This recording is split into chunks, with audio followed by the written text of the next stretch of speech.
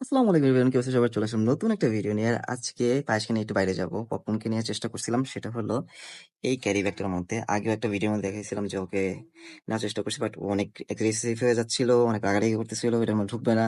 এখন ট্রাই করছি কয়েকবার, কিন্তু ও ঢুকবে না এটার মধ্যে। সো পায়েসকে দিয়ে ট্রাই করে দেখি, চলুন। আর এই মুহূর্তে ভিডিও করা এবং ওকে ব্যাগের মধ্যে নেওয়া একটু টাফ হয়ে যাবে। তোকে প্রথমত ব্যাগে নেই, তারপর আসতেছি।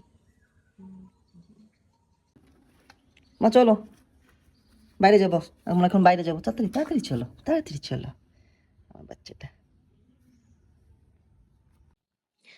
এই হচ্ছে আমার বাবাটা। এখন আমার সাথে মারামারি করে গেছে, কারণ সে ব্যাগে ঢুকবে না। সে হার্নেস পরে বাইরে যাবে, কিন্তু সে ব্যাগের মধ্যে ঢুকবে না।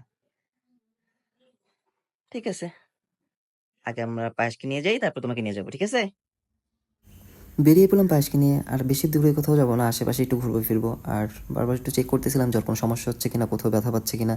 কিন্তু আল্লাহর রহমতে ওর কোনো সমস্যা হচ্ছিল না, খুবই কমফোর্টেবলি বসেছিল। পায়েসকে বেশি বের করি না, কারণ ও এখন ছোট। আর বেশি বের করলে ও একটা অভ্যাস হয়ে যাবে বাইরে যাওয়ার জন্য। যেমন পপকর্ন, ওকে প্রত্যেকটা দিন বের করতে হয়, কোথাও না কোথাও নিয়ে যেতে হয়, নাহলে ও সারাটা দিন চিল্লাবে। স্টিল চিল্লাচ্ছে, কারণ একবার নিয়ে গেছি, সে এখনো যাবে। পাশ কোনো রকমের বিরক্ত করতেছিল না, কারণ এই জায়গাটা নতুন, কারণ এই পাশটা কখনো আসে নাই। আর যেই জায়গাগুলো অলরেডি চিনে গেছে সেখানে যাওয়ার জন্য ও পাগল হয়ে যায়। যেমন আমার বাসার যে উঠানটা, সেখানে রাত হলে ব্যাঙ আসে, আর ওগুলো ধরার জন্য পাগল হয়ে থাকে। কোনো রকম যদি ও দরজা খোলা পায় বা জানালা খোলা পায়, ওখানে বের হয়ে যায়। পপকর্ন এটা করে না, তো ও এখনো ছোট, তো তো জানালার সাইড দিয়েও বের হতে পারে। তো যে পর্যন্ত ক্যাট প্রুফ না করবে সে পর্যন্ত সবকিছু আটকে রাখতে হয়, চোখে চোখে রাখতে হয়। বাইরে বের হওয়ার সাথে সাথে আশেপাশে যারা যারা ছিল সবাই পায়েসকে দেখতে এসে পড়ছিল। টুকটিকেও না।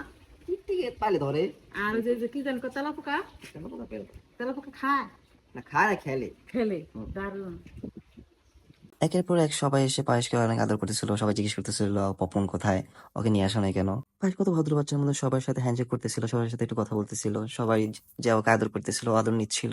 কিন্তু এখানে যদি পপকর্ন থাকতো, এটা কখনোই সম্ভব ছিল না, কারণ পপকর্ন কাউকে কাজ করতে দেয় না, বা কেউ যদি কুলে নিতে চায় ও কুলে যেতে চায় না। এমনকি আমিও যদি কুলে নিই, ও বেশিক্ষণ থাকে না, 1 মিনিট 2 মিনিট পরে তো নেমে যায়। ঘোরাফেরা শেষ করে আমি বাসায় চলে যাচ্ছি। ওকে রাখে পপকর্ন কিনে বের হবো, কারণ একসাথে দুজনকে নিয়ে ঘোরা টাফ হয়ে যায়, কারণ একজন একদিকে যায়, আরেকজন আরেকদিকে যায়। আর আজকের ভিডিওটা আপনাদের কেমন লাগলো অবশ্যই কমেন্টে জানাবেন। এবং আপনারা যেখান থেকে দেখছেন না কেন, ইউটিউব, ফেসবুক, যেখান থেকে দেখছেন না কেন, সবাই প্লিজ ফলো এবং সাবস্ক্রাইব করে পাশে থাকবেন।